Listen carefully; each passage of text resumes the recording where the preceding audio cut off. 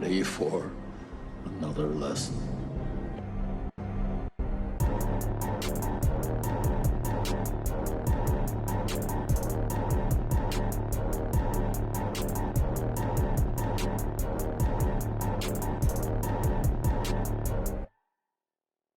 What's up, everybody, and welcome back to Back Row Banter, your favorite casual movie talk podcast. I'm one of your hosts, Adam Schwartz, and on today's episode, we'll be reviewing Ant-Man and the Wasp, Quantumania. But before we get to any of that, I'm joined today, of course, by Quantum Nathaniel Gingrich. What up, folks? I am Quantum Nathaniel.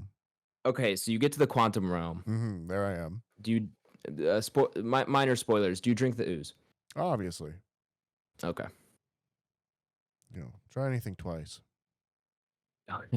Or once. I assume resident squadron member Big Hole BlakeHolder would not drink the ooze, considering he's a picky eater. Yeah.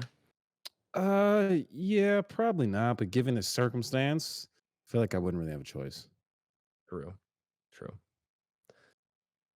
And of course, running out the squadron is Too Tall Tyler Verdalis. What's going on?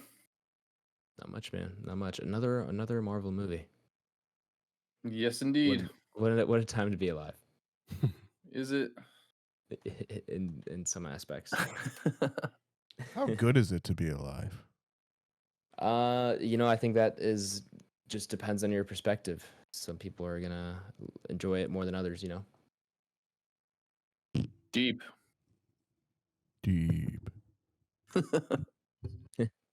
Sorry, How you guys been doing? Give me 1 second. Sorry. I'm good. Good, bro. Sorry, I had to sneeze. But yeah, man, it's all good. All good. I think Nathaniel's trying to find the deep voice modulator on the soundboard, so we're just gonna have to stand by. No, it'd be far too long to make that joke now. It's been your opportunity passed. I'm not gonna lie. Fumbled a little bit there, Nathaniel. Okay, we're back. All right, cool. Man. Anything big or exciting happened this week for you guys? Wow. Just Honestly, no. I'm pretty right there slow for week. the big but needed. questions. What'd you say, Nathaniel? So you're right there with the big questions, man. Anything big or exciting happened this week? Asking if anything fun happened? It's a very, very deep question. Only interesting thing that happened to me this week is my parents left to go to Dubai on Monday. Oh, really? Yeah. Damn. So shout out to them. Just Yeah, for that's vacation, I'm assuming? Yeah, they went with it's vacation, but they went with I think 2 other couples who are like my mom's friends. Mm-hmm. But they've obviously all now been friends for 30 plus years. My parents have been married for I think 32 years. Sure. Are their yeah, friends oil barons? I'm sorry? I said, are their friends oil barons? No, but one of the guys does have dual residency, and I think that's the reason they're going. That's cool. So, but yeah, it should be cool. So, Is he? So he's from there? He is. Yeah, he's born there. Well, that's cool because now you got like an actual guide. Exactly. Yeah, that would be better than just kind of freeballing it in Dubai, Yeah, that's a game changer for sure. I do love to freeball it when I travel. Do you? on the planes, you just love letting it hang out there? That's the customary way to travel. That is one of the weird things, right? When you see all those pictures of planes back in the days where everyone's in the full-on suit, and then you think nowadays where it used to be like a privilege. Yeah, you just try and fly as comfortably as possible. Which, I mean, in fairness, I do blame on the airplane companies as well too, because they fucking pack those things nowadays. I'd still wear a suit if I had 4 square feet to hang out in, Yeah. Yeah. If I wasn't, eating my knees. Yeah. Back then, you could smoke on it. Now they just pack you so tightly together so that you can't smoke anymore. You just can't get any air in your lungs to do so. Yeah. You got that little vent blowing stale air in your face. Oh my God, sinus infection for as you're sure. sitting there. If every time you got onto the airplane, there was just a little pill there that was just you can take this and blank out for the next 3 hours, would anyone not take that? I agree. Depends on gotta put that in works. Depends on the day, just because sometimes it's nice getting work done on a flight. not easy. Okay, to do. there are a few occasions where getting work done on a flight is nice. Reading on a For sure. flight Reading on a is flight. cool. Yeah. Yeah. But yeah, on the whole, I've flown Yeah. enough in my life. If I could just take the magic night pill every time, I'm with you, Nathaniel. I'm down. Yeah. Yeah. I Well, think the especially for majority you, of the you time. have to fly all the time for work, don't you, Blake? Yeah. So it's usually now I can sleep on a plane though. So there are those people that can't sleep on planes, and I'm far from that, dude. I'm takeoff, knocked out. Are You know you what I mean? So, you have to have the aisle seat though because you're a taller person? yeah. So actually, that kind of fits probably for all four of us, to be honest with you. Yeah, I that's a good mean, point. I Mhm. tried. It depends. Now it's a double edged sword because I like doing the aisle seat. That way, I can kind of stick whatever leg out a little bit and get some room. True. But you can't really sleep that way. True. So it's not really beneficial, right? So then sometimes I'm like, you know what? If it's a really long flight and I know I'm gonna sleep, You go I'll just do window. window. Yeah, Yeah, I'm with you. Window's a sneaky good choice because you're right. You can kind of form yourself in there and get a little for bit more sure. sturdiness, a little bit more rigidity. Which again, for guys like us, where we are taller, we need that. Like, Right. because I'm jealous of the. Go ahead. no, you go ahead. Sorry, you say that. I was gonna say I'm jealous of like the shorter people who are able to put down Yep. like the tray on the back of the seat Yep. and like just go face first onto the tray with like Or- a jacket or something. even I'm just so jealous of those not people, have dude. the back of the I- seat like hit you directly in the center of the neck or like right Yeah. above it, so you just can't really lean back either. Yeah. Go ahead, Adam. What were you saying? I'm flying out tomorrow for Charlotte, and I have a middle seat. Oh, Well, brother. I have to How go. long is that flight though? That can't be more. Well, than I'm going St. Louis to Chicago. I have to connect at O'Hare, so I'm actually coming home kind of. Yeah. That's like a very small Airbus. It's only so I have an aisle seat for that, but then it's only like a 50-minute flight, and then from O'Hare to Charlotte I think is 2 hours, Okay. Yeah. 2.5 ish, and that's middle seat. And then on the way back, I think I have middle seat as well. Maybe I don't know. It's not ideal. It's not ideal because I'm definitely someone who prefers the aisle seat. Mm-hmm. Chicago to St. Louis, St. Louis to Chicago. Yeah, I don't know why I'm going north to then go southeast, but That's what Kanye that was used the to do. cheapest option. What'd you say? So that's what Kanye used to do. I don't fully understand that reference. They used to first, go be into like honest. St. Louis a lot for shows and stuff. Gotcha. Yeah. Still got to pack and shit. Traveling's not fun. Did you introduce Tyler yet? Yeah. Yeah. He did. Okay. He was too tall, Ty. I totally missed that. Sorry. Too It's tall. all good. Too tall, Tyler. Tall enough. Tall enough. Appropriately tall, Ty. Yeah, I like how tall I am. We were talking about Yeah, this at but- the store weirdly the other day. Blake and I want to say we're like, Yeah. we're We're all Hilarious. roughly the same height. right, Yeah, we are. and it is Yeah. just borderline on where it's like almost inconvenient at certain points. Like, It's like I wouldn't want to be any taller, and then because I think any taller, we all reach the threshold of like things are just not completely not made for us. Like the Right. world just does not which is function for us. which the drop off I feel like for tall people on that side of things is way more drastic and like unfortunate than it might be for short people. Like, I agree. there Now, are of more course, we're things biased. there are more that's a lot things of built. bias in that statement, though. Yeah, But maybe. I may agree with you though in totality. Yeah, Yeah. okay. Maybe I'm just an idiot. No, I don't think you're an agree with you, idiot. man. I'm just not sure if we're qualified to speak on this. That's a good Because I'm point. sure there are things in the short person realm that they don't like, that are Yeah. very, Fair very, enough. very difficult. Whereas I feel like there are things that aren't necessarily made for us at our height, but are still easy for us to do because of it. Whereas I feel like it could be more of a hindrance to be shorter. I just, what weighs heavily on the back of my mind is if I was any taller, I could get my head cut off on a roller coaster. And that's bad. It's not gonna happen to shorter people. So I think that's what's biasing me a lot here. Is Shorter I have people, remember, there's also you have to be this tall to ride. So like true. they could fall They would out just slip completely. out. They would just slide slip, right out. slip and The slide. thing all that out. the thing that I see or the problem with shorter people, the problem they may have that was worded terribly. Whoa, Blake. No one take that line. BlakeHolder has a problem with shorter people. Right. But I do think that they're things that are difficult to them, you can just overcome with the help of somebody else. And you don't really have that option being too tall for something. And I think that's the tragic thing. Like you can say the cliche, like, oh, like if you're not able to reach something, you can buy like a step stool. You can have somebody who's with you, who's taller, can get it for you.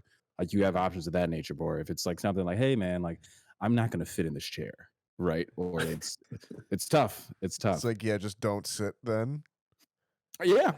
Yeah. Whereas or just buy an smaller aisle person- seat for an airplane or something. Or buy first class. It's like Right. Yeah. Yeah, that does suck. But as we said, we are not qualified to talk about it. No, We'll just not at all. spend Yeah, 4 or 5 minutes Any short bantering on it. listeners, write in. Let us know Hey, how life is for you, because it's not the best while tall.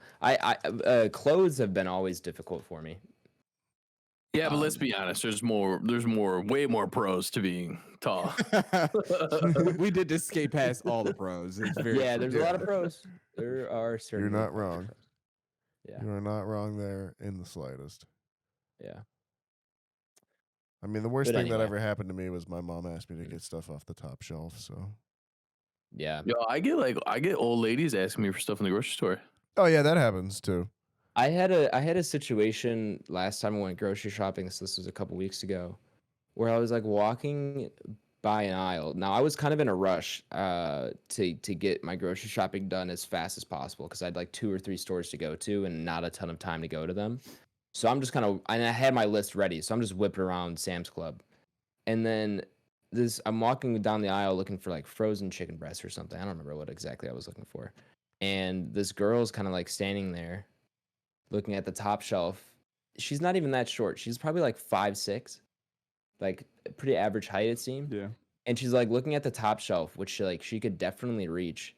And she kind of turns to her right, looks at me, waits a second, waits until I'm like basically walking. I'm already like almost past her, and she goes, "Man, if only I could reach that." No. And I just kept walking because like it didn't really register to me until about 10 seconds later that I think that was her way of trying to get me to go reach for her.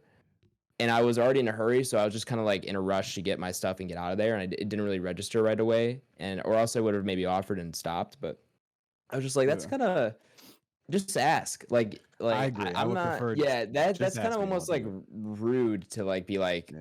oh, I wish I could reach that or something. Which like I was like, I looked back at the shelf after she said that. I was like, what's up there that she can't reach? It's not like she's that short. Like I don't get it. But yeah, I felt like bad, but I was also like, is that really my fault? Like you could have just been more direct and asked me, and I Yeah, it's almost like if they say something like that, it almost feels like they think they're entitled, like to your Yeah. Yeah, it's like, exactly. Well, don't think that, because I could be an Yeah. asshole. I'm a nice guy, but just fucking ask me. Sure. Just ask me. And 10 out of Exactly. 10 times I'll do it. Yeah, Facts. right. Yeah. So, tips if you are shorter and need help of a taller person, just be direct and be nice. Man, I hope this is the episode that gets us canceled. Where we're just It certainly feels like it, right? we're just tall splaining life to people. Tall explaining everything. Just the most insufferable pricks. Anyways, Yeah, probably. Let's get to it. Let's get on going here. Let's get it going. What we're watching? What have you guys been watching, Nathaniel? Why don't you kick us off? I really have not been watching much besides I saw that a trailer came out for season 3 of Ted Lasso, which I took as a great sign to just start the whole series over again. So I have been watching Ted Lasso, and not something new like The Last of Us or anything like that. Nice. And instead, I'm almost done with season 2 of that. So I watched that. I've watched Forged in Fire. I watched well, speaking of Ted Lasso, I want to say one of the producers and or maybe writers, I don't know, don't quote me on that. His new show Shrinking is out. You guys might have seen the commercials for that, but it's week to week. I think I've talked about it on the podcast before at this point, but it's Jason Segel and Harrison Ford where they play therapists, psychotherapists, psychiatrists, one of them. And it's worked its way into, or it's week to week. It's worked its way into my rotation now, so I'm keeping up with that, and it's fun. It's a nice little show to have on the weekends. I watched the UFC last week, even though it was not a great card, but is what it is. I have thoughts on that, which actually I talked about a little bit with Blake this week as well too. But yeah. And then I saw Ant-Man and the Wasp, and that was really it for me this week on what I had been watching. Next week, I have time off from work, and I'm actually planning on doing a lot of reading. So I'm very excited for that. I want to do what are you getting into? I want to do a little screen break. I don't know. I have a lot of books kind of just floating around right now that I haven't really read yet, but I want to keep my mind open to a couple different things. I just want something new to read, or maybe one or two things. So we'll see. You know what? I want Adam to tell me what he's been watching though. I'm gonna disappoint you pretty hard and let you know I haven't really watched anything, to be honest. Not even the latest episode of The Last of Us. That's gonna be your biggest hint as to how busy I've been this past week. I'm so glad I got to skate by on one more week of not. No, watching I'm still gonna that slap show. you for not watching episodes 1 through 5. You can't slap me. That's another show right now on the sports show. Have you seen Power Slap? Has anyone else seen this? Oh, I saw a clip of it. No, I have not. Is that? Oh, they let just, me. like smacking the shit out of you. Yes. Let me regale you with Power Slap, which is actually a thing Yes. I do not agree with and should not be on TV.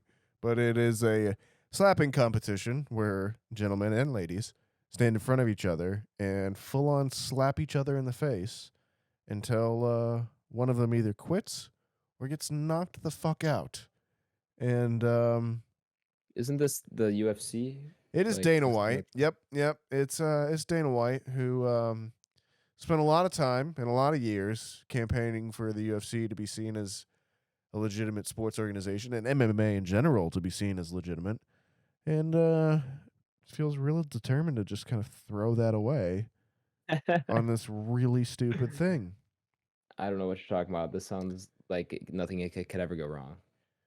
It's It seems very, very professional, and it's free CTE is what it is. Oh, that's what I was gonna say. It's I feel like we've talked enough on this show. I'm pretty well known as being a huge UFC fan and MMA fan, and I know a little about boxing, and I even enjoy kickboxing some.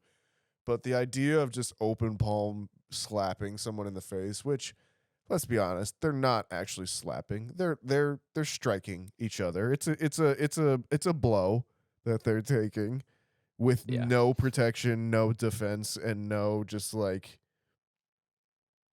strategy, I suppose. Like that just really I don't feel like that should be a thing people are allowed to do just for their own safety. I feel like I feel like there is a line where maybe the government's duty is to step in and say this isn't something you should do for money or something you should televise necessarily. And I think that might be my line. But yeah, there you go. There's Power Slap. Don't watch it. Let it die. I saw a clip on TikTok. It looked insane. It is truthfully like, okay, here's the thing. If they were getting paid $5 million, I wouldn't have a problem with it. You know what? Sign up.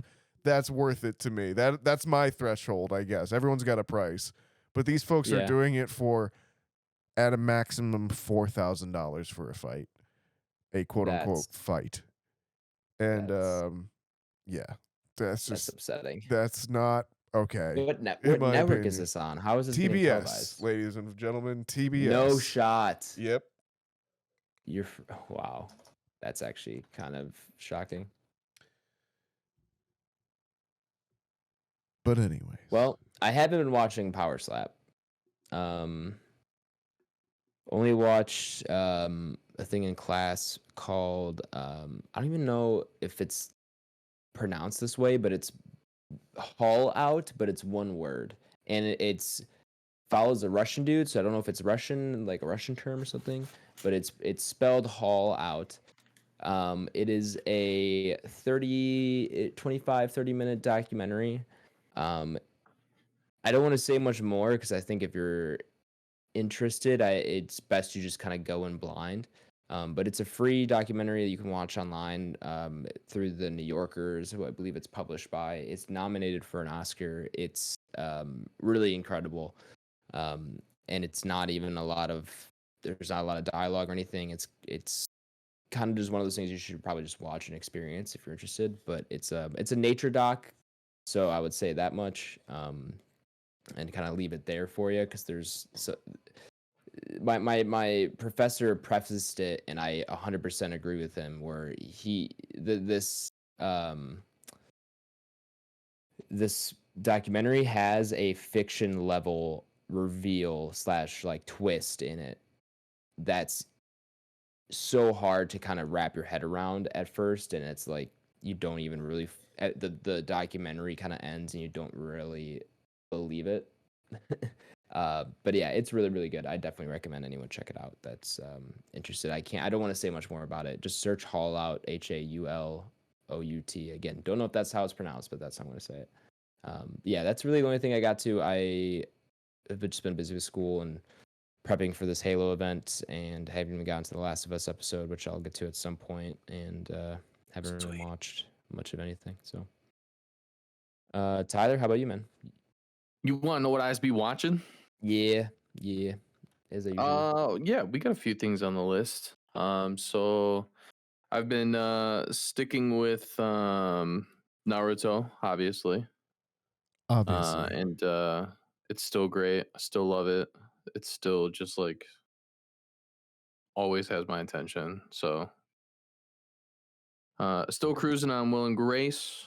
I kind of glanced at where we're at. I think we're like towards the end of the 5th season, so over the hump. And so yeah, we'll kind of keep trucking on that. I did, however, get to The Last of Us. Ooh. The latest episode. Yep. All right. And, I've heard it's good. It is good.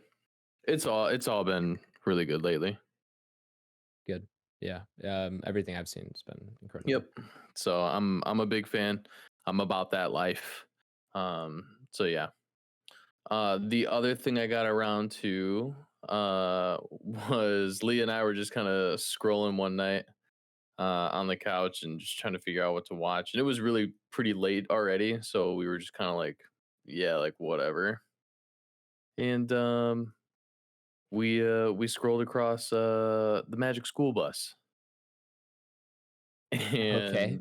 Leah has always loved the episode where they go inside Ralphie's body. Okay. And Wait, I is it feel when like they go in his bloodstream? Wait, is it Yeah. when they go in his Yeah, and I he's feel got like like a scat? Yeah, I know Yeah. exactly the It's a episode. classic About that. episode. Yeah. It's the immune system episode, isn't it? Yeah. Yeah. That's one of the I remember that episode vividly. Yep. So that's the episode we watched, and it was pretty funny. I can't remember the last time I watched that show, but I somehow got quite a bit of the sound, the opening song down. And Leah was very surprised and a little pissed. She's like, "How on earth?" Why was she pissed about you? Because she's a little jealous of the that part of my brain Oh, okay. that she doesn't have for kind of like remembering things like that. I gotcha. You know what I found the other day is that Schoolhouse Rock is on Disney Plus. And I feel like I knew that, well, but yeah, another great show. yeah. But I was very disappointed when Waz did not want to watch Schoolhouse Rock with me. Why not? I don't know.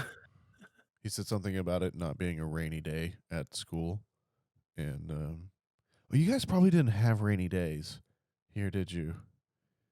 Like you don't have to go to school because there's rain. No, like recess is canceled because it's raining.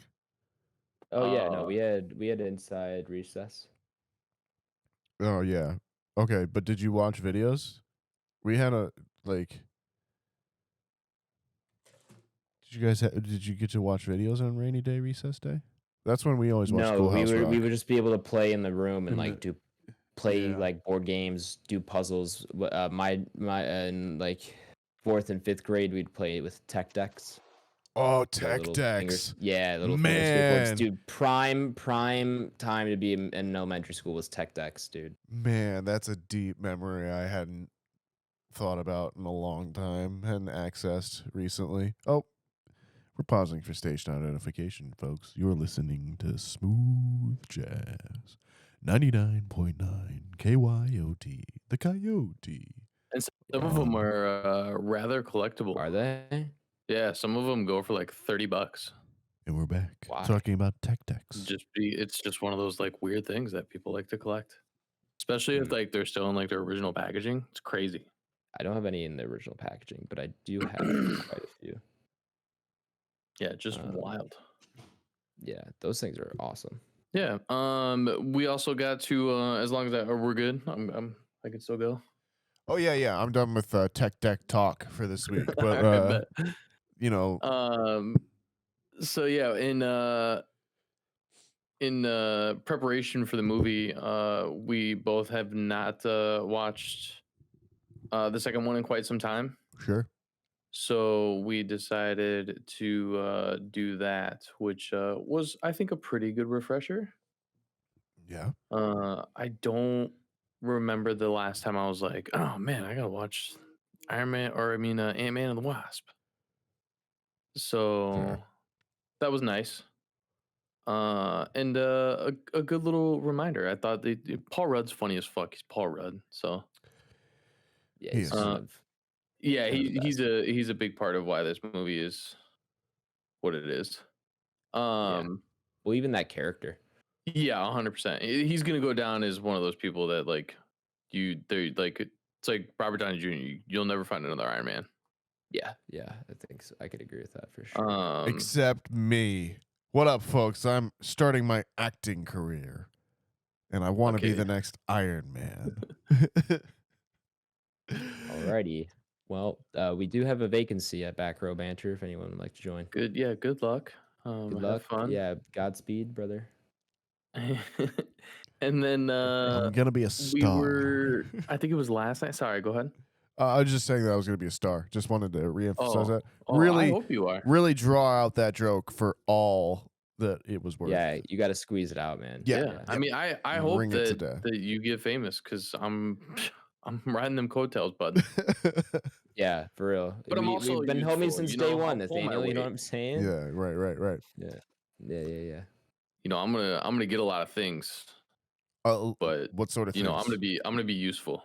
You know, You want to just be my manager? I feel like Sure, that'd be I'm a good down. thing, Yeah. right? So Just an even 80-20 split in your favor. That's generally how these stories go.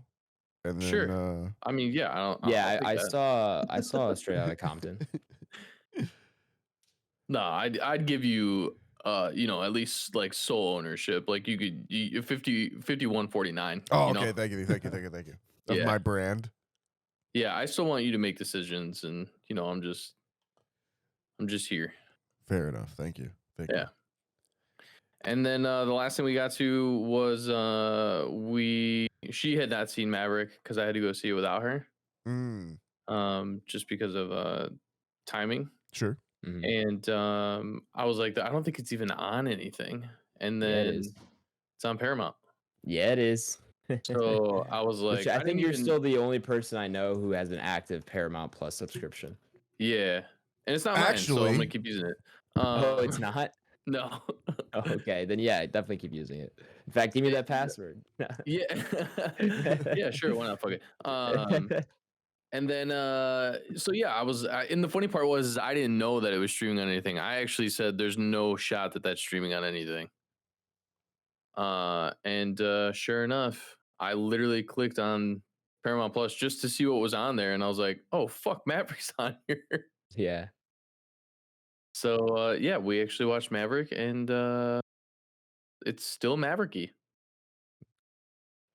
Did you guys see that Holds clip up. of Sorry, did you guys see that I know clip what of you're about to say. of Is it him riding Spielberg? the- Oh, not what I thought you were gonna say. There's a clip going around recently of Spielberg like cornering Tom Cruise and like grabbing him around the arms and being like, "You and Maverick saved cinema. You really saved Hollywood." Like, Oh, really? yeah, I haven't yeah. seen that. That's funny. That's sweet.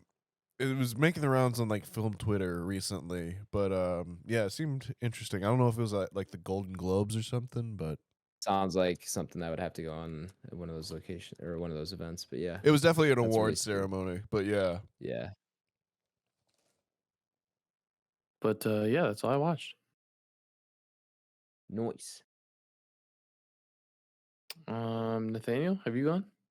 I have indeed. I believe Blake is the last Oh, okay. to go. Perfect. I did. Yeah, sorry, I had to step away for a sec, so I didn't really know who went. So I was taking a guess. Yeah, all good. I'll clean it up. Got to three things. Actually, talked to two of these to store the Nathaniel on Sunday. One of them is I got to the 2000 Hollow Man, starring Kevin Bacon. That is him. And actually Josh Brolin as well. So that's a Paul Verhoeven film. I'm positive Adam hasn't seen that. Maybe Tyler's seen Nope. that. Yes, but it has been a long time. Yeah, that's a classic, man. That's a classic. Yeah. But I got to that on HBO. Just wanted something to put on. So I was, you know what, I'll kill some time. Another film I put on, I wanted to kind of deep dive into horror and see what we had going on. But I watched the newest VHS, which I watched the one from 2021.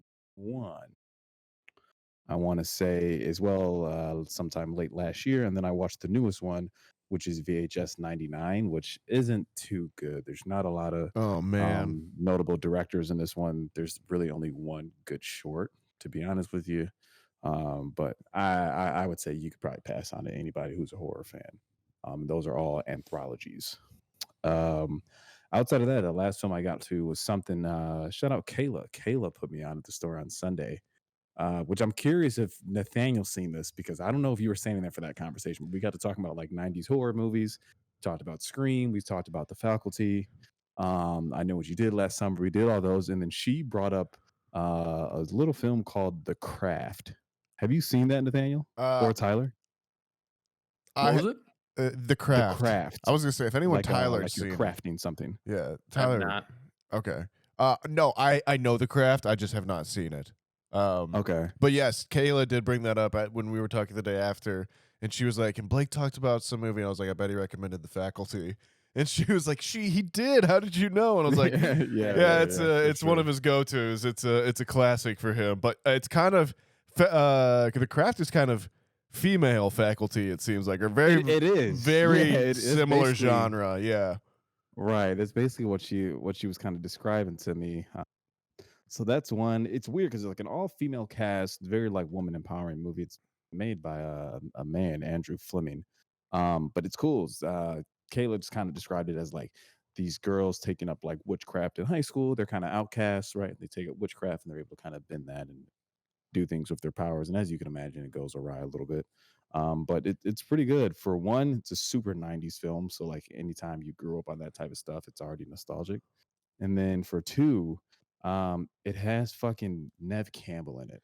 Does indeed. And Yeah. Skeet Nice. Ulrich, Yep. which I had no idea till I put the film on. I knew it had Nev Campbell from the movie poster when Kayla showed it to me. I was like, oh my God, that looks like Nev Campbell. Sure. Sure enough, it's got Skeet Ulrich in it too. This movie's fucking awesome. And this is probably now one of my favorite 90s movies. Wow. High praise already, Yeah. huh?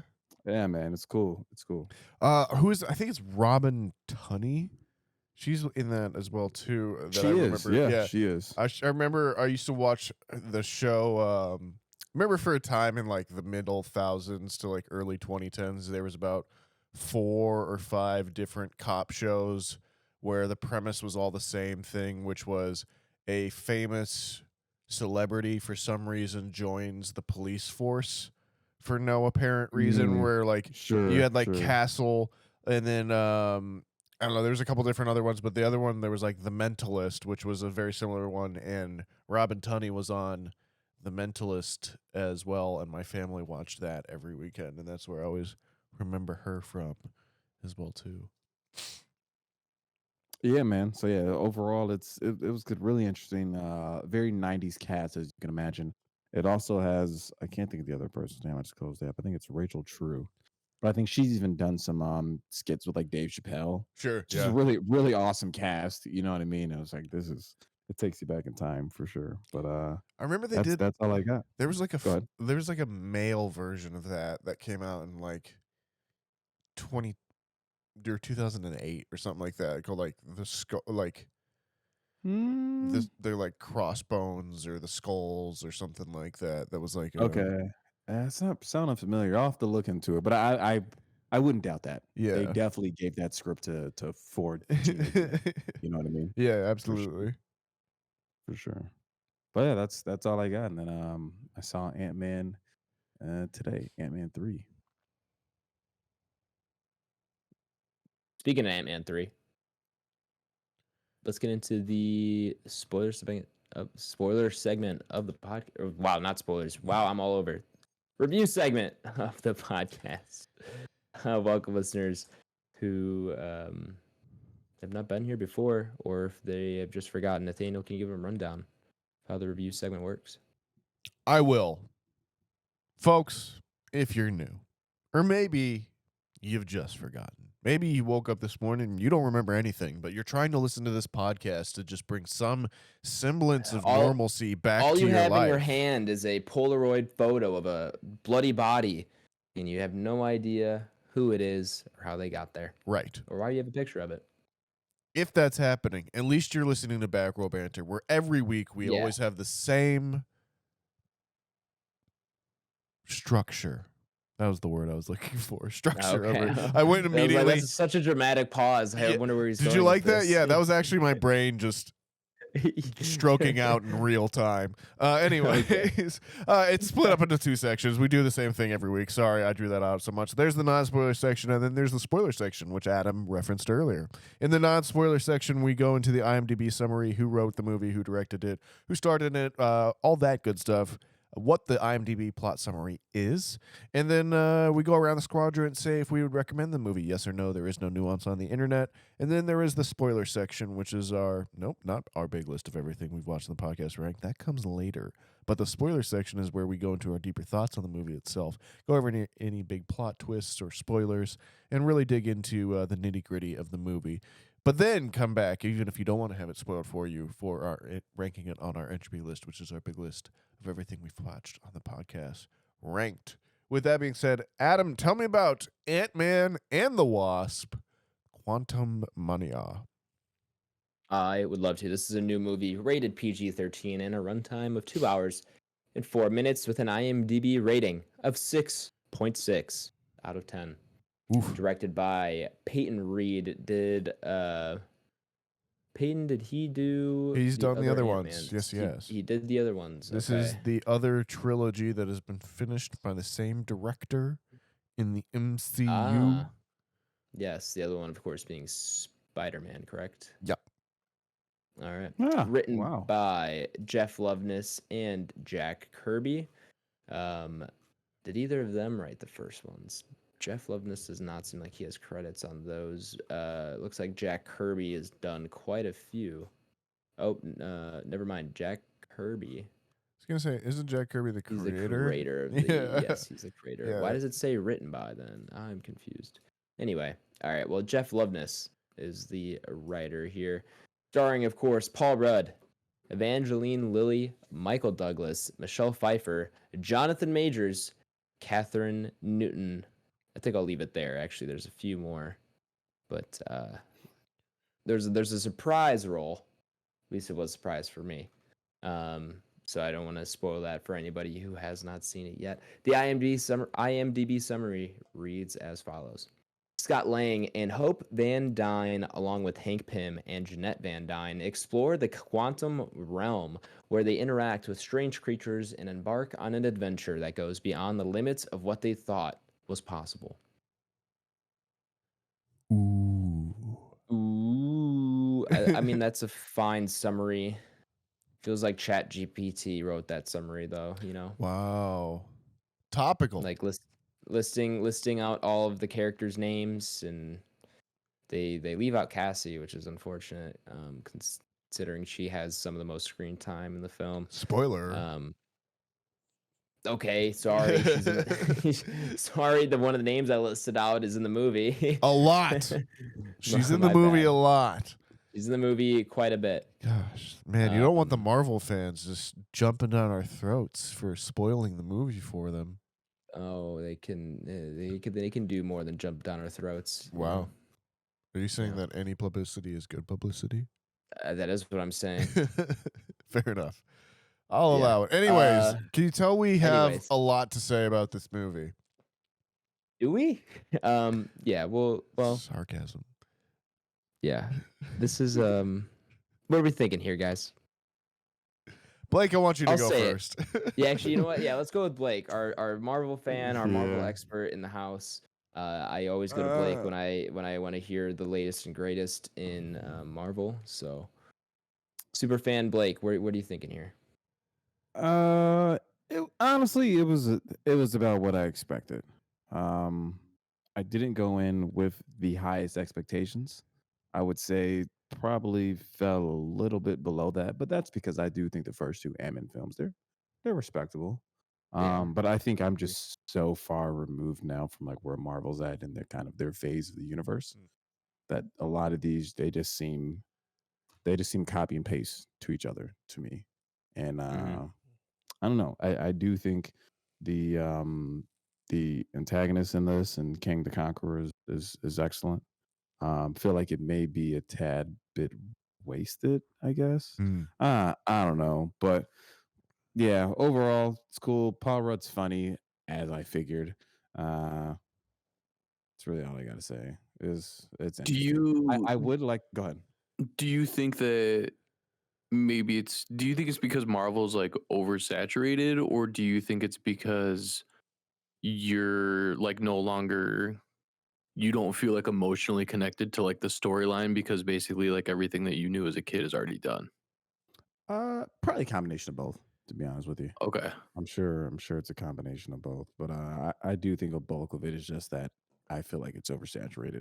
Where I've now been watching these films for what are we at? Probably 15 years or so, which is crazy to say out loud. It's wild. When you Yeah. look at the first Iron Man. So No. yeah, man, that's just a long fucking time, fellas, and like it happens. People get burnt out of stuff, so we'll see. One thing I would like to kind of commend this movie for is that it's like single-handedly gave us a live action of the kind of the Reddit forum we talked about the other day of just how many men can take down one specific organism, right? Sure. Or even the cliche like how many like third graders could you take on as an adult man? I love how this film just pretty much gave us that in live action. Speaking of which, side note, out of nowhere, I did get a text from a good friend of the pod, Nick Sadoff, who was laughing at me for having any idea that I, as a human man, could outrun a lion, which I don't remember if I said specifically. I don't know if you did either. Yeah. But anyways, that was something that the pod was reached out for, or Yeah. you know what I'm trying to say there. Yeah. Anyways, Ant-Man and the Wasp, Quantumania. Blake, Yeah, pretty much up to your that's- expectations, or like where your expectations were. Yeah, for the most part. I went Okay. in knowing what I was going to get. It definitely gave me what I assumed I would receive. That's not necessarily my ideal viewing experience of film, but it was cool. I'd leave it at that. I'll Adam? go. Yeah, we'll see what Adam thinks. Yeah. I honestly we've talked about it. Marvel, kind of wishy-washy nowadays, as Blake was saying. 15 years, man. I remember seeing the first Iron Man when I was 8. For sure. And with my dad, my brother, and our neighbors, and then we went and got Taco Bell after that. And I was just blown away. And now I'm watching this film like, do I really like when will they stop making Marvel films? Is it ever going to happen?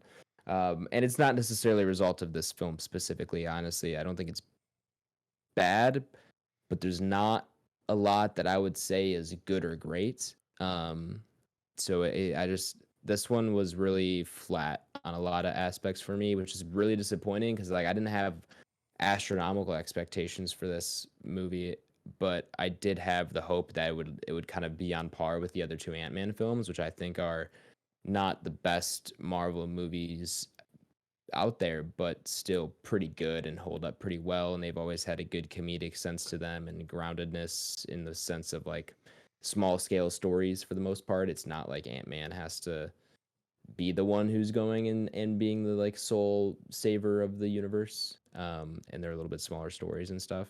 This one's obviously not that. And so it just kind of it doesn't have the same quirkiness to it that I was hoping for, and I don't know who or what is to blame for that. Who wrote the other two Ant-Mans? Is it not the same writer? It's because it doesn't seem to I feel be. like a lot of the first ones were maybe written by Peyton Reed. Oh, the first one is Edgar Wright. Well, yeah, some of Edgar it's Wright, Edgar Wright. Joe Cornish, and Adam McKay wrote the screenplay. Okay. And then the second one, Ant-Man and the Wasp from 2018, is Chris McKenna, Eric Sommers, and Paul Rudd. So, yeah, that's a little disappointing. There's actually like 5 writers on the same and the Wasp.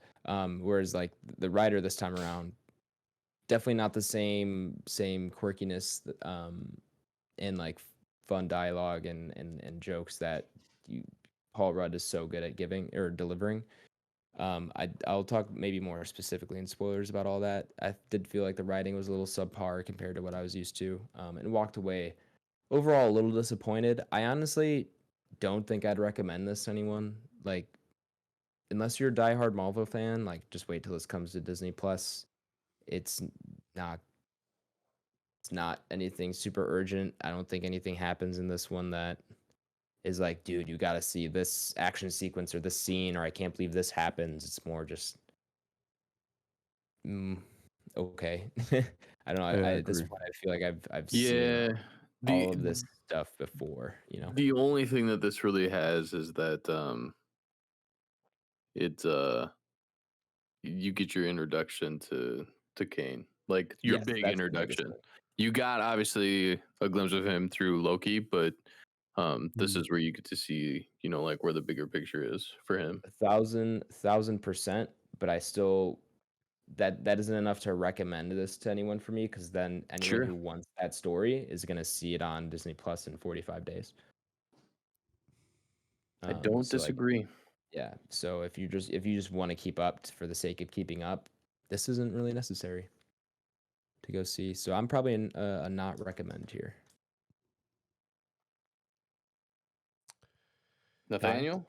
Yeah. Yeah, man, I got the immediate pass. all good. I have thoughts, I guess, and I feel like it's part of a bigger conversation, which I feel like the Marvel Cinematic Universe has become kind of the McDonald's of movies. Okay. In that, like, well said. You kind of just know what you're in for at this point. They play the hits, and it's like it's fast food.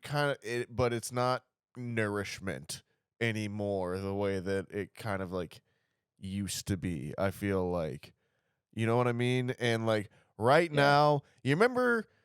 I remember it ended up not being true, but remember when there was pink goop? And like everyone was saying that was like what made the chicken nuggets and stuff like that at McDonald's, you know? I feel like in this current era where we have like what we've been forced into by COVID, like this is the pink goop era where we're just like having to make things work and like force them into like chicken nugget shape. But that's less of a formed thought than the Marvel is McDonald's thing. The Marvel McDonald's thing I think is strong. I'm just gonna stick with that for right now before I go further with Okay. my pink goop metaphor. Anyways, Yes. I feel like Paul Rudd and Jonathan Majors in this movie really carry a lot for my enjoyment of it. I think Jonathan Majors is acting circles around everyone. First and He foremost, really is, man. Yeah. and He is doing. I mentioned the writing earlier, and even with bad, I don't think his dialogue is great. It's okay, but like even with okay dialogue, he is just killing it. I'm like, yeah, I'm like objectively what he's saying. I'm like, okay, but then like the way he's just delivering and owning the screen, like you feel his presence. It was really impressive. That yeah, was a highlight for sure. yeah. He definitely has a cinematic presence, and it is undeniable, really. And Yeah. it's very much a coup for Marvel for having Jonathan Majors in that role. Now, I am also as like is this a spoiler? No, it's not a spoiler, I don't think really. Um as like someone similar to Adam who has been watching, Marvel movies since 2008 and since the first Iron Man and everything, I am now like now that we're through Endgame and kind of everything and it's kind of like sinking in a little bit, I'm kind of mourning that there was never a day in the life of Avengers kind of thing. Like I always thought like when we'd get Marvel TV shows, it would be a thing of like, well, we're watching Ant-Man and Iron Man, fend off the corporate espionage from Justin Hammer or something like that, Not like let's introduce the 18th different hero of the week so that we can sell more merchandise through the Disney store or like have more Yeah. Disney Plus subscriptions. I wish they had made the choice and I think tying it into this is like that's something that the Ant-Man films kind of traditionally represented was this kind of breath of fresh air outside of maybe the mainstream Marvel storyline and just kind of a lower stakes, lower, not lower quality in any way, but lower intensity, lower scale, perfect, lower scale overall storylines and everything. But I'd be lying if I didn't say there was worse ways to spend 2 hours than to watch Paul Rudd make some pretty good jokes and Jonathan Majors tear up the screen and acting. So like I did have a good time with this movie, and like I think it probably exceeded my expectations in that like going into it from the commercials, I thought it was going to be pretty grim. And I think I'm still recovering from Black Panther Wakanda Forever, which was just so sad the whole way through. And like I was pleasantly surprised that it was more lighthearted than I think I thought it was going to be based off the commercials and stuff.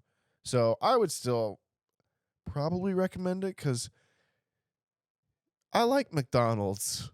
And it's pretty tasty. So yeah, I'm gonna go with that. I'm gonna go with recommend. Tyler, finish off the first non-spoiler section here, please. Yeah, I'm hard pressed on whether it's going to be a recommend or a not recommend. But I guess I'll just kind of talk my way through my first thoughts. That's what I did. Yeah, it's okay. It's definitely not anything special. I had mentioned last week that if this is as good as Wakanda Forever, it's a W. And well, I think it's an L. I don't think it's better or as good as Wakanda Forever. Not that that was terribly amazing, but that was better than this for sure. Yeah, Jonathan Majors carries a fuck ton of this on his shoulders, and he does a phenomenal job. It gets me very excited for Creed, and anything else that he might touch. But yeah, he carries a lot of weight on his shoulders. Like you guys said, he's captivating when he's on screen, pretty much regardless of whatever he's saying. Everyone else, Paul Rudd, obviously the funny guy. Hope, I don't remember the actress's name, and obviously Hank. They do a good job too, and nobody is terribly bad at as far as the acting in this, but just it wasn't there, and it was probably some of the writing, probably some of the storyline in general. Shout out Bill fucking Murray. That was funny. Yo, come on, man. Non-spoiler right. section. Non-spoiler. Whatever. He's an actor. What do you want me to do? All right. He's fine. an actor. He's an actor. What do you want me to He's an actor. do? What do you want me to do? Michelle But, Pfeiffer actually has quite a bigger role in this, I would say, overall. Who does? Michelle Pfeiffer. Yeah. Janet. Yeah, oh, yeah, There are 100%. times where I'm like, why is this Ant-Man and the Wasp? Like, she's like the main character here. What the fuck is that? But yeah, I think I'm gonna be a not recommend, just based on the fact that you can easily wait for this to hit Disney, and be perfectly fine and not be like, oh, I missed something. But I guess we can kind of go into spoilers, as long as everybody's ready. Am I the only recommend? Yeah. Damn. I believe so. It's out here Yeah. holding it down for Marvel. Oh no, they're gonna. No one's defending them. It's only like they're making billions of dollars. Hey, Marvel, if you're listening, I was the one on your side. Why are you defending McDonald's, Nathaniel? Because McDonald's could pay me money. But they burnt that lady with that. That's true. hot ass McDonald's, if meat. you want to sponsor this podcast, we do love your product. I eat there about once a week sometimes. I eat there far too much McDonald's. It's not healthy, but I eat at McDonald's like maybe once every 3 months. Yeah, I try to limit my trips to McDonald's, and I don't limit my trips to the spoiler segment of the podcast. We're gonna go ahead and head into spoilers. If you have not seen Ant-Man and the Wasp, you do not want to spoil it for you. Go ahead, check the episode description where you can find a timestamp to jump to, or where you'll be taken to the movie's ranking up upon the Entropy list. Nathaniel. Spoilers. Shit goes down.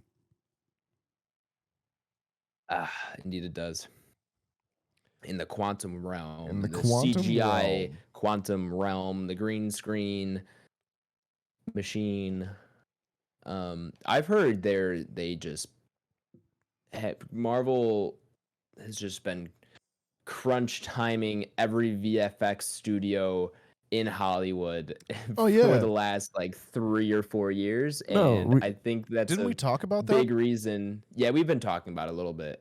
We kind of stopped doing news around and I think it was around when Black Panther was coming out, and there was more and more reports about that. There was a lot of reports for Thor: Love and Thunder that came out like, hey, this movie barely got out the door, and that's with all this crunch time.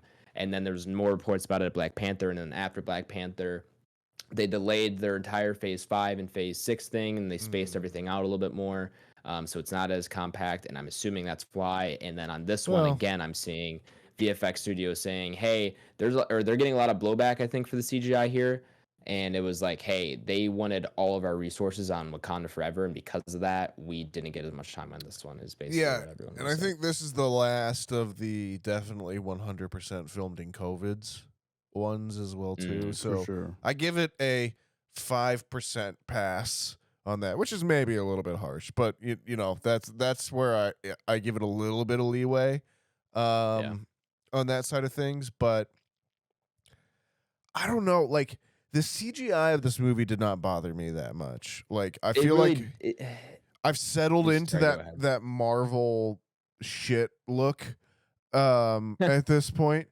And like, if I sit there and I count all the times where I'd be like, well, I would have shot that differently, or like, why are we doing it this way? Or like, there is no soul to this shot, I will just go crazy. So, dude, you're so right. I was thinking the exact same thing. I'm like, this is the most like stale directing and cinematography possible. Like they're playing yeah. it so safe with all of this, probably because nothing is real on set and it's But all like green the screen. frustrating thing about that is that like fucking like we shot movies on sound stages where everything was limited to a camera that True. moved horizontally, if at all, and like they are still some of the most compelling stories you can create, you know, like not moving a camera or having a limited camera movement or having a set that you can't cover completely in camera coverage is not a limitation if you know what you're doing. And that's where like I feel like it's McDonald's. It's just we just know what it is at this point, you know? And Yeah. it's something that is for better or for worse, like it's not even like it's not even a thing that's there to question, to provoke, to to take you on a journey anymore. It's just there to consume. And like, yeah, it tastes good in some ways, and yeah, it's pretty nice sometimes. And you know, Paul Rudd makes me laugh, and you know, there's worse ways to spend 2 hours, but you do feel a little empty at the end of it too. Yeah. It's missing some kind of substance, you know? I feel like I just snacked on pretzels for 2 hours and I didn't get a full course meal, you know? Like I'm with I'm you. leaving the table not feeling too full. I ordered a 6-pack of McDonald's nuggies, and I really should have just gotten the 20. You know, Always need sorry. the 20. Yeah, I'm really riding on this. Well, I guess we all are riding on this. I'm craving McDonald's now, by the way. Just I just am for too. I'm actually everyone's. I'm on DoorDash right now. No, it's not quite that extreme, but yeah, I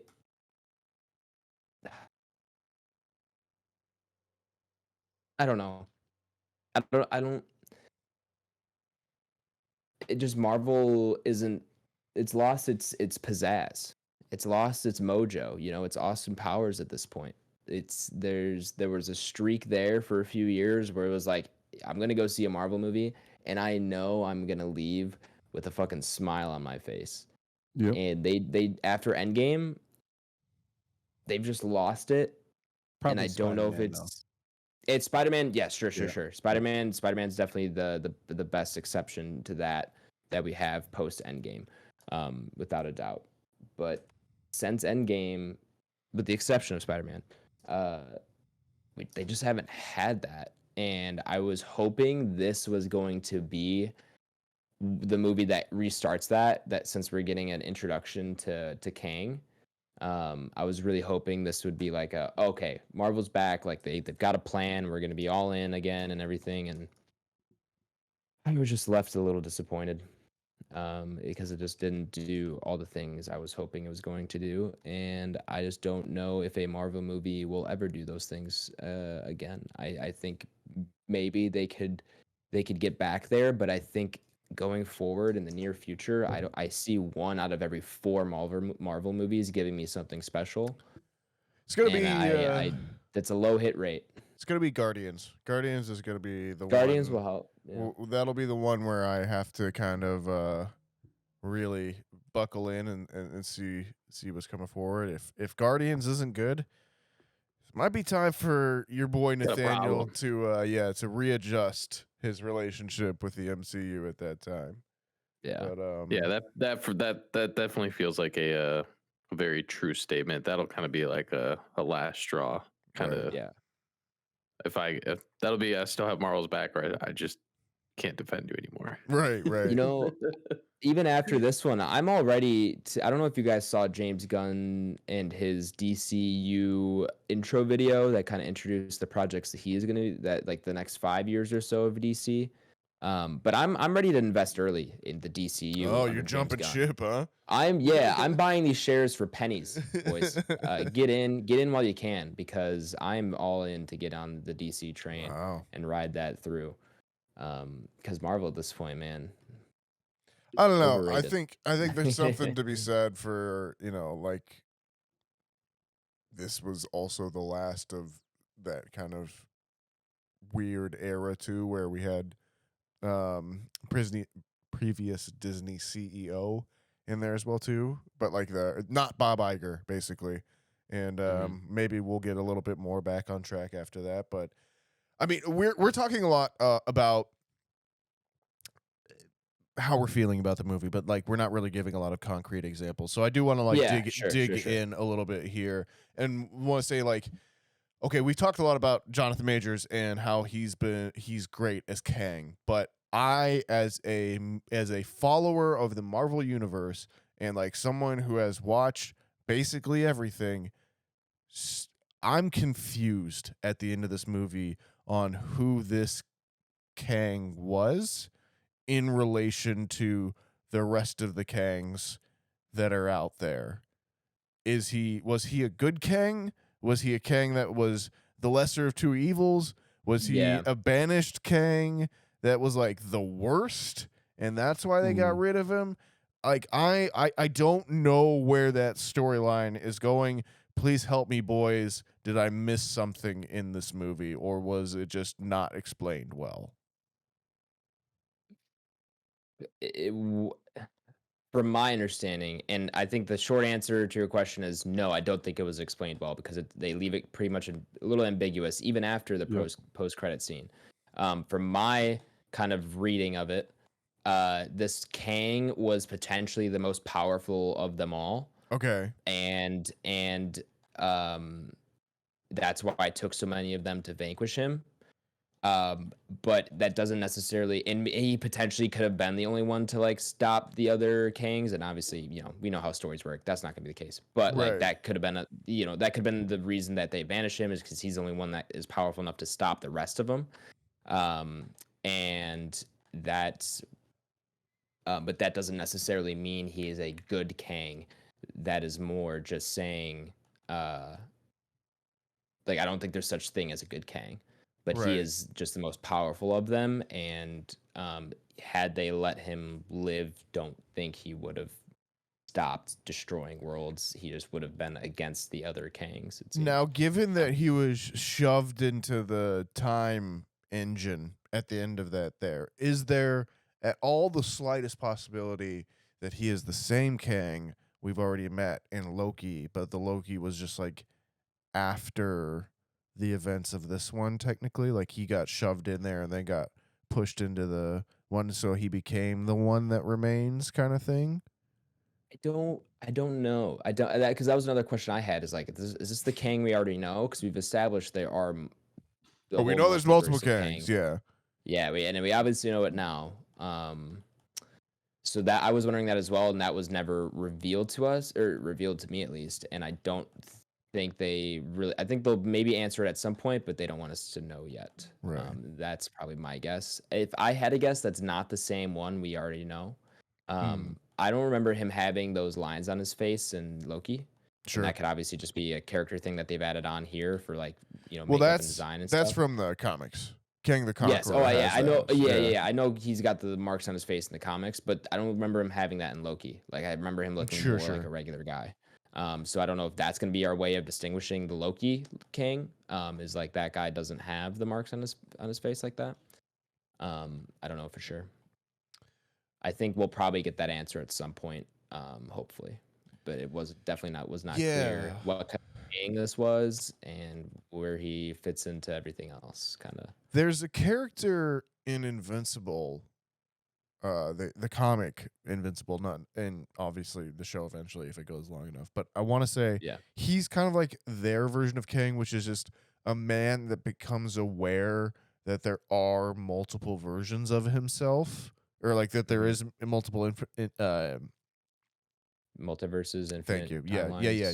Both of those infinite timelines and multiverses, and so like. He kind of goes around and starts talking to the other versions of themselves and slowly becomes like a real problem because all of the different versions of himself can talk to each other. And I really like that idea of which kind of ties into the Kang at this point, of like the multiverse self being this more or less normal person. Maybe he's from the future, like Kang the Conqueror, and is just using 31st century technology to travel through time and kill all of us or whatever. But like, I like that his quote unquote superpower is being aware of himself. And like, it's more or less like he's still just a normal person, but he's just everywhere, everything all at oncing it, or everything everywhere all at oncing it. You know what I mean? Yeah. Yeah. He's kind of like, as they kind of allude to in the post credits with the Loki teaser, kind of like a Nikola Tesla, but all the Nikola Teslas can talk to each other, Right. So what was the post credit scene? Because to be honest with you, fellas, I didn't even stay to watch it. I you're only totally stayed fine. for mid credit. I almost left as well. I was like, yeah, I got homework to do. But it's a scene from what is presumably season 2 of Loki. So it's like a 18th century theater kind of setting. So like, you know how like they'd have like carnival shows, almost like a magician show from like a carnival. It's like kind of the setting and like a tent and stuff. And Kang is talking, has like some machine on display, has a crazy Nikola Tesla haircut basically, with like a little white streak, and then he's talking about how something about time. I forgot what the line was exactly. And then it's Loki and what's Woody Harrelson's name? His character? Well, his name's Owen Wilson. Not Woody Harrelson. Emily or what is it? Owen Wilson? Thank you. Sorry, Owen Wilson. What's his character's name? Morbius? Is it remember. Morbius? It is Mobius. Mobius. Yeah. They're both there together, seeing him, and he's like, "Oh, is that the same one that, or how are we sure it's him or something like that?" And he's like, "Yeah, I'm sure it's him."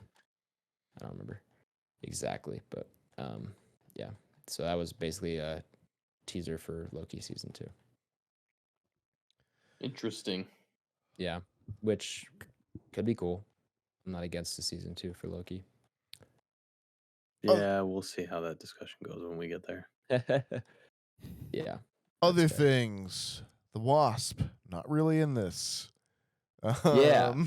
I was. Yeah, briefly. Do you think they try to kind of make Cassie the Wasp-esque kind of role? Yes, I do. I think most of the Wasp things were split amongst Cassie and Janet. Yeah. If you had to ask me. Is that because Evangeline Lilly has gone a little bit COVID vaccine crazy? Oh, I had no idea. Oh, she definitely has. Yeah, she wants you to do your own research. Is how I'll phrase that. But anyways, okay. Yeah. Well, do your own Who research knows? on the quantum realm, you fucking idiot.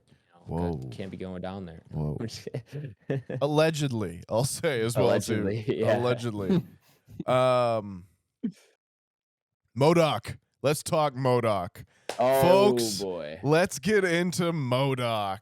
When he first pulled up, mask down, my jaw was like open. I was like, "Fuck yeah!" And I hated it. Oh man, that CGI looked really bad. Yeah, but I kind of loved it. Really bad. Like it kind of like I'm not gonna lie, guys. There was something about it that I was like, this kind of like I can't look away. You know, like I kind of want to see more, but I also like when I look at it, I don't feel good. I don't know. Yeah, like this hit a weird thing for me, folks. Like it hit a weird part of the uncanny valley. Yeah, where I was just like, oh, I love how disgusting this is. Like how bad this like CGI and like there was just something about it. He's just so pathetic. Like that, like and then like especially when you see his little butt. When they that was funny. They pull him out of the thing too. Like that was, and then just his whole character arc at the end too. Like my favorite joke out of it was the he's an Avenger. Yeah. At least I'll die an Avenger. Die an Avenger. What? Like, yeah, you're in. Yeah, sure, okay. You're always a brother to me, Scott. Yeah. What? I was fucking Yeah. dead, bro. That was the best. Yeah, those are some of the better lines. And for I sure. liked that he tied in with Cassie, where she was this, like, you know, there was this man in my bedroom that scared the fucking shit out of me when I was a kid. I thought they could have played that up even more, probably, Yeah, and like yeah, really sure. dived into that a little bit more. But you know, I get it. Like, I felt like this movie more than anything else made me feel like Marvel is a product of the masses now, you know, and like any edges it had are just kind of gone in a lot of ways. Um but yeah, I don't know. I still, there was enough in this that like I was like, okay, you know, I'm in. Maybe I've succumbed, guys. Maybe I've been bowled over by the Marvel industrial complex. But Yeah? They gave you enough French fries over there at McDonald's. You're in again? yeah, like, you know, I'm in for the next one. That Sign Coke me up. tasting too good. Sign me up. Yep. Give me supersize me, bro. Supersize Size me. me. Don't watch it. You're gonna get a 4-hour cut. You're gonna get a 4-hour Oh my cut. Just like god, the can you Spider-Verse, imagine a man, 4-hour in cut black and white. of this? Of this, That goes yeah, I could crazy. imagine it because it seemed like there was quite a lot cut out. They were jumping all over the place. I think if I got a There's almost- 4-hour cut of this, it would like be enough that it would probably move it back into good art again. Like, Yeah, it would- actually might be better with a 4-hour cut. Other In random black and things. white. Other random things I liked. Your buildings are alive, yours are not. I thought it was a Yeah, great that's a good one. joke. Yeah. The little David Delsmalchian, our boy, patron saint of the Yeah. podcast, was the little for sure. the little- Yeah, Wait, noticed I missed that. him. Where was he? he was the holy man. The The little bug-eyed dude. yeah, drink the goop. Like Okay. yeah, Okay. that was I didn't recognize. I knew I recognized the voice, but I never looked up. The It took name me a for him. minute to pick up on it. Um, While we're giving shout outs on that though, you also got to shout out our man William Jackson Harper, second time on the pod. it's true. That was his first stint was in Midsummer. That is right. That is right. Oh, I knew. Which I didn't realize. Yeah, I didn't realize he was in the movie. Like he came up. Me and Tay just went to see the movie this evening.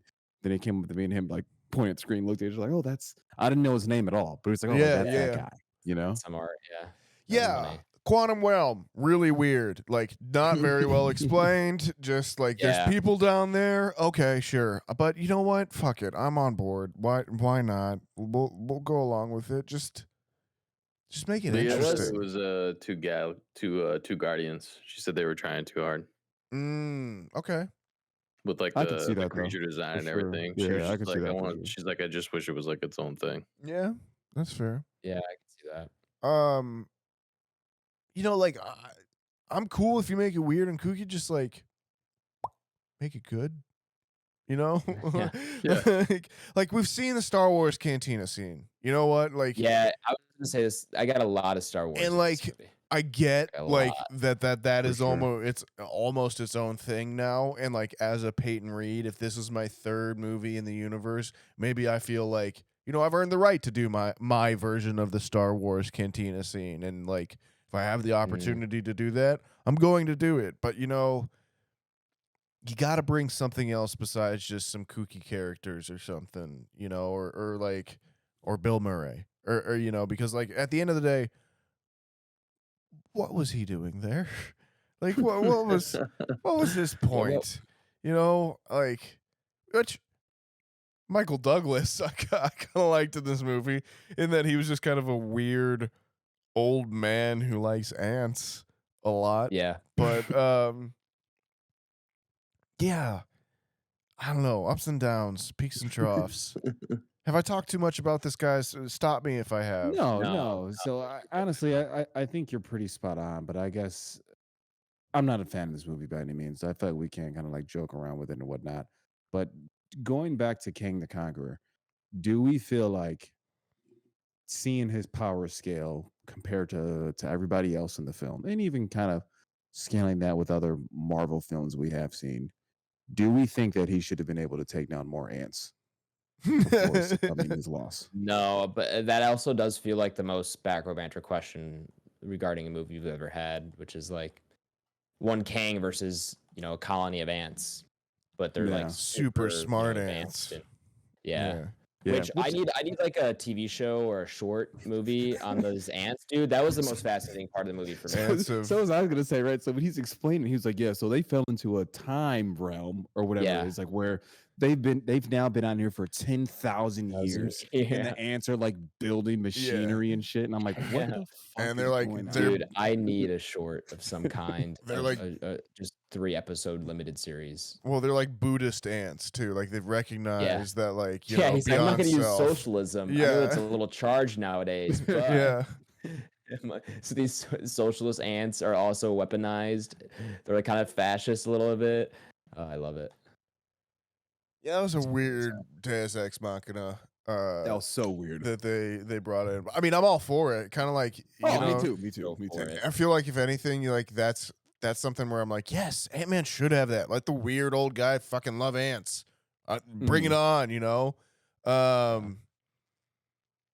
yeah, I'll tell you what. I loved when Jonathan Majors went full Kang and just started like wasting dudes, and like you could feel it. Oh, that was another thing. Thank God we're back to the villain beating the shit out of the hero and it being like noticeable things. Like he beats the brakes off Paul Rudd in this one. Like, dude. And it reminded me of like original Spider-Man where Green Goblin is just fucking up Tobey Maguire and like he, you know, like the mask breaks down and he's got like actual blood all over his face and stuff. And I was like, yes, Ant-Man is getting messed up here. Like we are, and it's not like Avengers Infinity War where, you know, CGI Thanos beats the shit out of CGI Hulk and then he turns back into a human. Like we're feeling that with Paul Rudd and everything that's going on there. So that's my last, I think, little big moment with this movie. I'm a recommend, but I feel like every piece of criticism you guys have given has been valid. So that's where I'm at with this movie. Yeah. I'm just sad. It lost some of the charm that made the other Ant-Man films really, really good. Yeah, no Michael Pena. Big miss. No Michael Pena, that's a big L. What's the huge L for sure? No T.I. either, which I don't think he was in the second one. And David Dastmalchian, but not really David Dastmalchian. T.I. was in the second one. T.I. has also been up to some bad shit. Yeah. Very true. I'll give you that. Questionable guy off the matter. I guess my question was going to be like, how much? I guess, and it totally makes sense considering it takes place in the quantum realm. Like, how much? What percent of this movie do you think is behind a fucking green screen, fellas? Like, it's got to be like 98%. 98%, yeah. It's a lot. That doesn't drive anybody else crazy. You know, I was thinking about that. I'm like, honestly, I just at this point, why not? Like, yeah, I guess the technology, it's not as far as it will be in 10 years, but it's here. Like, it's good enough where I'm not like, oh, this looks awful and I'm totally taken out by it. It wasn't noticeably like distracting or just jarring or anything. I do think it's a bit much, but Blake, I found it pretty noticeable. And I didn't like it, but I'm chalking it up to like, again, filmed under COVID. Like there's definitely scenes in this movie where like there's actors in the same scene where the lighting is coming from two different directions and you're just kind of like, what's going? These guys were not in the same room when they filmed this whole kit and caboodle. But yeah, I'm giving him until Guardians 3. I'm hoping it's again that it was filmed under COVID on the volume screen, but we'll see. When is Guardians 3? The trailer was in the movie, but I was on my phone. Let me find out really quick. It is this year. I don't know if they have a specific. Oh, never mind. May 5th is what Google is telling me. It's even worse. All right. Quick turn. You're not in? No, I'm not. No, Guardians. May 1st, whatever, it's gonna sneak up on you quick. Kind of excited for it. I don't want to talk about May. Is that still with James Gunn? No way though, because he's doing all the DC shit, right? Yeah, no, that's his last one. That was the big scandal where was that Guardians 2 that all that happened with, or Guardians 3, where he like all those tweets came back up from a bunch of years ago that he'd already deleted and apologized for once or something, and then he came up again, and so Disney took away the directing role from him, and then he got it back. I don't remember if it was this one or the Guardians 2. I think it might have been this one, honestly. Okay, so we think this is the last James Gunn film for Marvel. I'm pretty sure it's pretty much confirmed that it is, yeah. Because at this point, he's not only directing his own DC films, but he's running all of DC, like creative. Gotcha. So he's doing the next Superman. He said in that video I referenced earlier, he said he's in the process of writing it right now. This called Superman Legacy. It'll be out in 2025. I think. No Henry Cavill though. No Henry Cavill. That is correct. Great Superman, by the way. I don't know if we ever been on record saying that on the. Yeah, we talked about it. Excellent Superman. Yeah, we were all fans, all disappointed to hear that he is leaving. Back. All right. Well, Nathaniel's not here, but I don't know if we have much more to say here. Do you all? No, let's rank this. Let's Cool. rank this joint on the list. Well, welcome back, listeners who skipped over the spoiler segment of the podcast. We're going to go ahead and throw Ant-Man and the Wasp: Quantumania hop upon our Entropy list, our big list of all the movies we have reviewed on the podcast, ranked up against each other, essentially how we rate our movies. If you want to see the list for yourself, you can do so by checking that episode description. All right. Letterboxd. All right, let me look at this guy.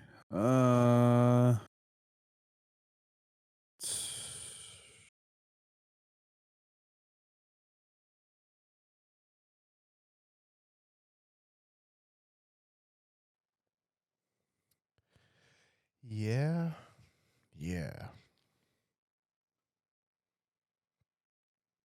All right, I know where I'm going. Shoot.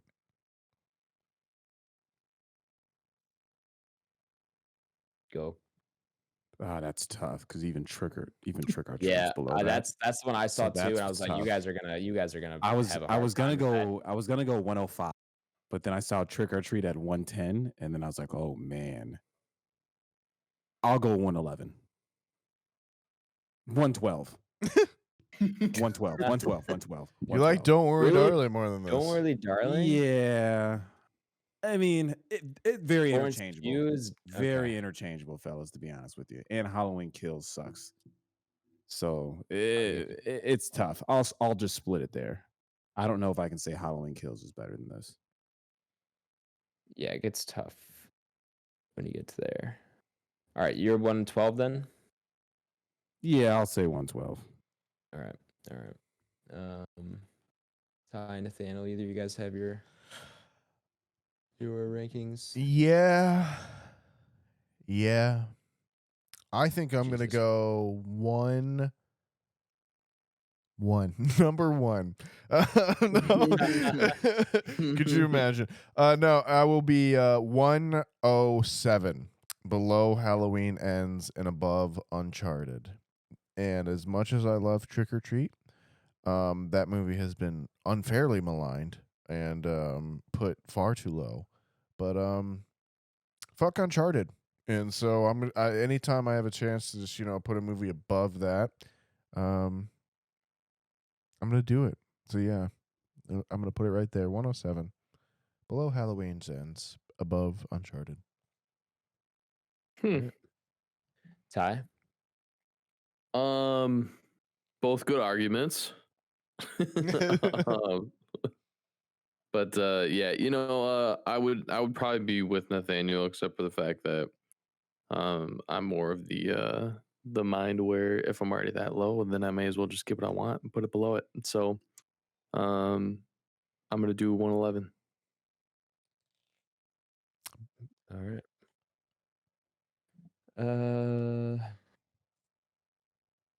I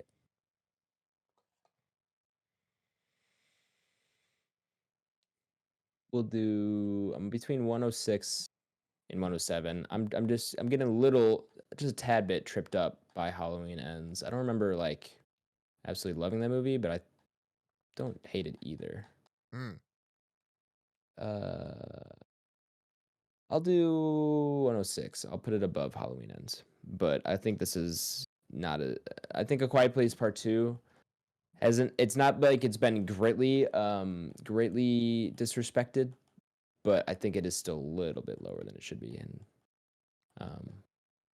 so I'll put it. I can't put it above A Quiet Place Part 2. That means though that we have an average ranking of 109. 109 flat too, no tiebreak or anything, which is Godzilla King of the Monsters, I believe. That is Godzilla King of the Monsters. All right. Well, Ant-Man and the Wasp, Quantumania, or no, it's. I didn't realize. Is that splitting the difference? I didn't realize that Between, King of the Monsters and Trick or Treat are right next to each other. It's the same director.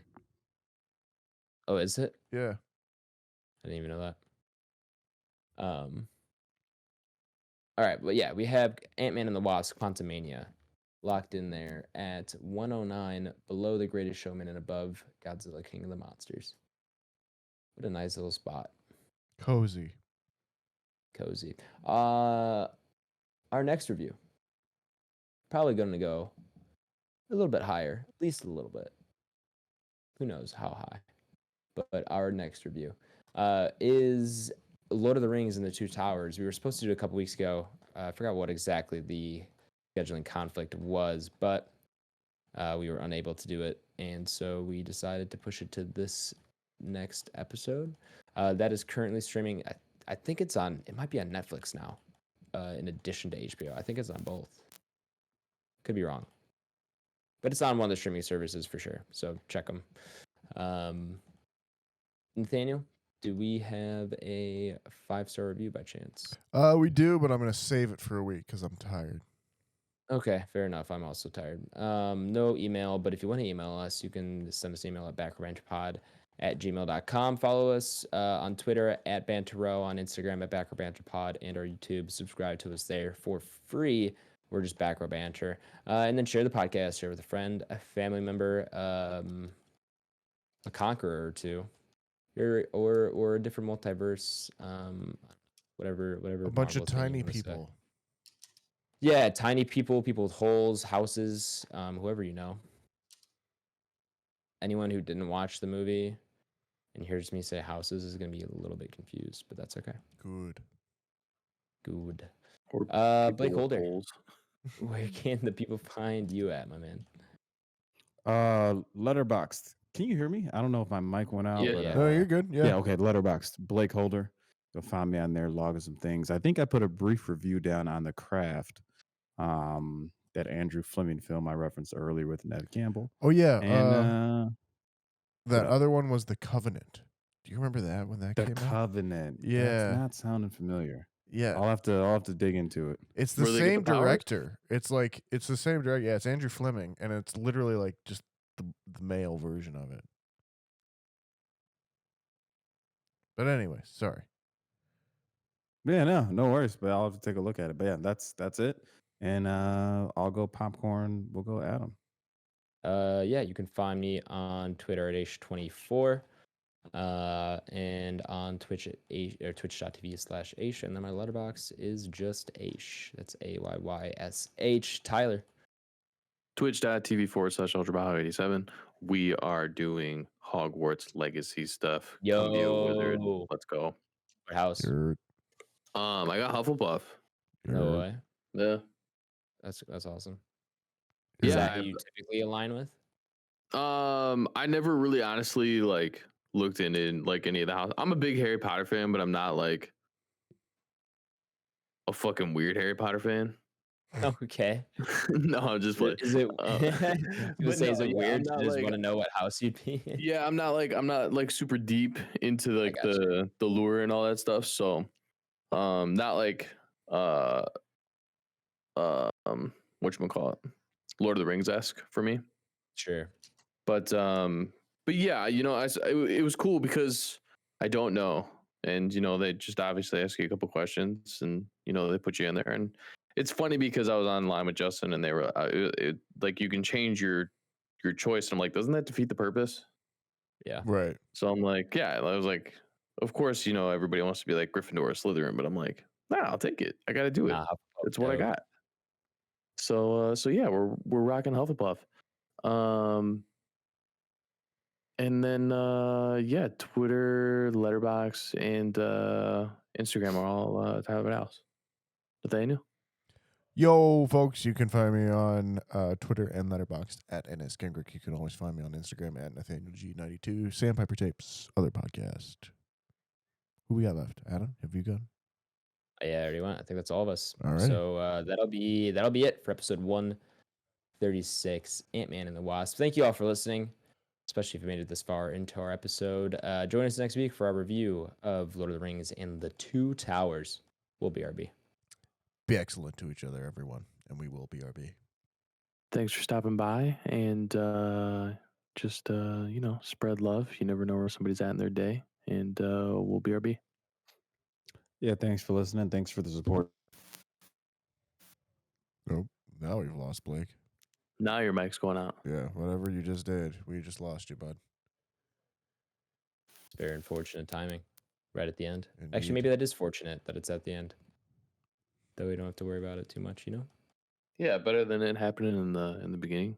Yeah, exactly. Yeah, some people have already turned off by now. They don't know that this malfunction happened. Facts. You got And me? if you we did, Now if we you got did you. turn it off, Yeah, and if you're still here, and if you're still here, like, dude, you're awesome. You're my favorite type of listener. You're my favorite type of listener. I already said it, but I'll say it again if I need to. You guys got me now? Yes, sir. Yeah, we got you. Welcome back, sir. Cool. Yeah, thanks for listening. Thanks for the support as always. We wouldn't be able to continue the podcast without you. And that's all we got. We'll be RB.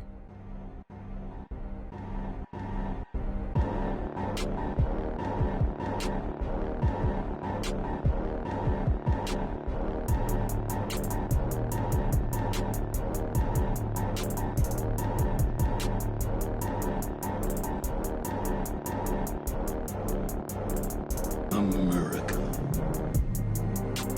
Ready for another lesson. All right. All right.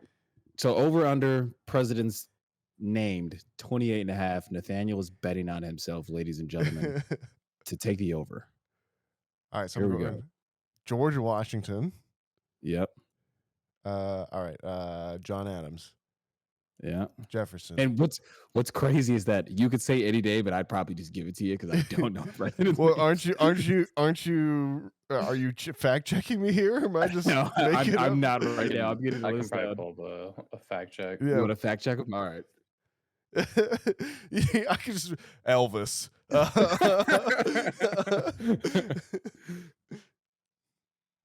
That's funny. So, pardon me. So we got George Washington. We got. Did we hear John Adams? I said Is that John right? Adams. Yeah, John Adams number 2. Okay. All right, we're good. And then Jefferson, Thomas Jefferson.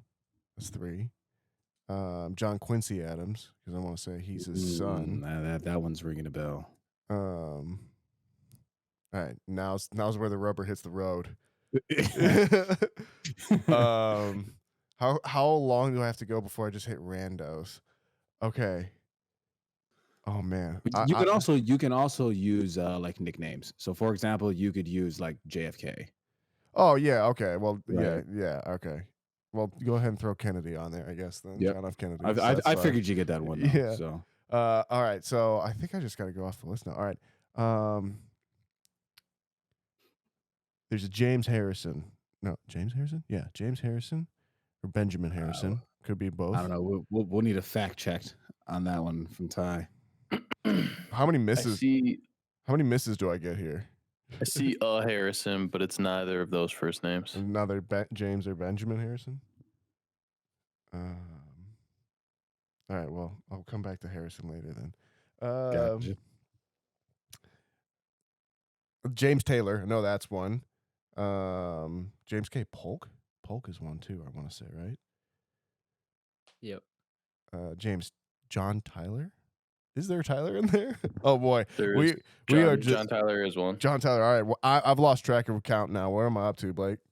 You're at 8, my guy. 8. Okay, then let's take off some big names here. We'll go Lincoln, Abraham Lincoln. Take him off. Are we recording? Yes, we are. We are. Okay. And it's just me. I've made the bet. Are you up to speed? I don't even know. I didn't bet anything, by the way. I just bet on myself. I have not been listening. When I turned my camera on is kind of when I came in here. I couldn't find my webcam, so I finally found it. All right. I heard Nathaniel, something about over/under on presidents. yeah, Nathaniel's taking the over of 28.5. That I That's can bold. get to. I agree that was a bold take too. So far, we're at 9. Your last one was Abe Lincoln. Okay. I definitely could get 28. All right. Then let's go after Lincoln. We got Ulysses S. Grant. We've got Benjamin Harrison. No, I keep saying that. That's not an actual name. That's the second time I've said that. No, you're good on Benjamin. Oh, Benjamin Harrison is a person? All right, Yeah. good. Thank God. That was really going to throw me. So I said Grant, Benjamin How Harrison. many do we have so far? That's Now at 11. Okay. Who's the other one? All right. Ulysses S. Grant. Who's the other one that got assassinated? Crap. I know it. No, well, Me. we already had Me. John F. We already had JFK. We already had that Yeah, one. I only know 2 Oh, presidents. I know. I I know 3? the. Yeah, there's another 3. one. What's his name? Oh man. It's right on the tip of my I tongue. know it. All right, shut up, Adam. Do we give him a phone a friend? No, you no, gotta not phone on- a friend and Adam for 1. Yeah. Do you want to phone a friend? No, because But I'm you not only get sure. 1. No, because I So think if I still if think he I can gives you get an it. invalid name. It's Yeah, no, I still think I can get it. So I'm not. I don't need that yet. Okay. So what are we up to? We're 11, and what was my last one? good. Benjamin Harrison. Okay. Okay. Who else is on there? Stephen Grover Cleveland. Who's the big fat? Howard Taft. William Howard Taft. Yep. William Howard Taft. Yep. William Howard Taft. Stephen Grover Cleveland. Twice. He did it separate terms. Stephen Grover Cleveland. Yeah. So yeah, they don't have Steven on here, but it's just Grover Cleveland. Okay. Yeah, I think Okay. it's just Grover Cleveland. Should we count Tyler? Should we count this Grover Cleveland as 2? He was president twice. He was He was separated. president twice. Right? Yeah, he it was was separated He was by- 22nd and 24th. But I will not. I say no. Oh, what a Ooh, what a dick. Okay. tough crowd. Jeez. All right. Let's remember I'm not the poli sci major out of these ones here. Fair enough. All right, what do we get up to there? That was You're at 13. Last yeah. one's William Howard Taft. No, I thought did I say okay. Harding, Warren G. Harding, he's one. Warren G. Harding. Herbert Hoover, That's a good Ooh, one. Great name. HH baby. That's one I'd remember. Yeah. Yeah. Terrible president. But terrible great president. Yeah, I can imagine. FDR, Franklin Delano Roosevelt. That was after Great Hoover, president, wasn't it? Great name. Yeah. Great all around. His Okay. second cousin or whatever, Theodore Roosevelt. Okay. You're at 17. You're now shooting for 18 right now. Woodrow Wilson.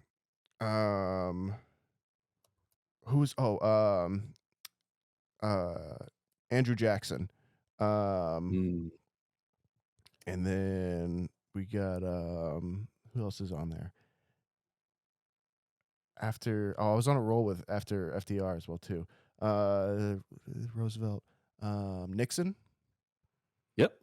And then Nixon was there's LBJ, Lyndon Baines Johnson.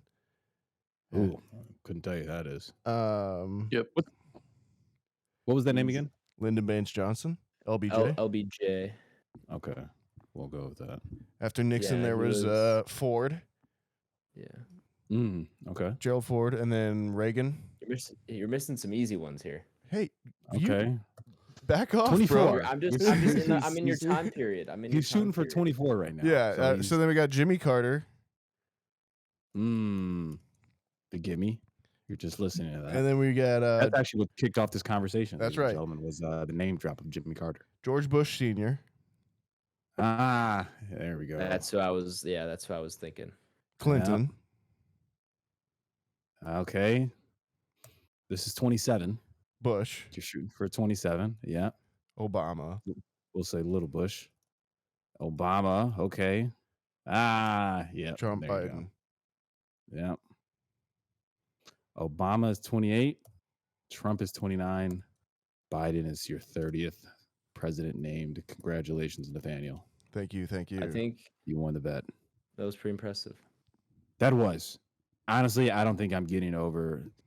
I guess if I really thought about it, I don't think I'm taking the over of like 12 on myself, though. Do you want to know the third president who was assassinated?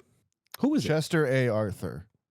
No, No. it was Garfield. James Garfield. William McKinley. William See, McKinley, but no, that doesn't even Garfield. sound familiar to Garfield me, was dude. assassinated as well.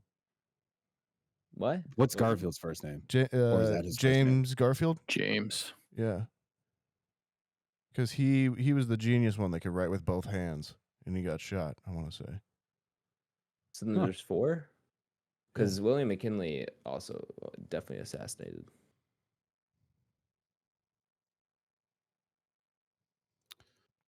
Yeah, I don't know. So what's that give me do? 32.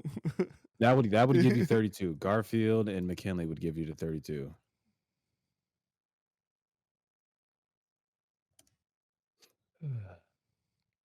That was impressive. That was very impressive. Thank you, I must lads. say. That was a fun start. Oh, yeah.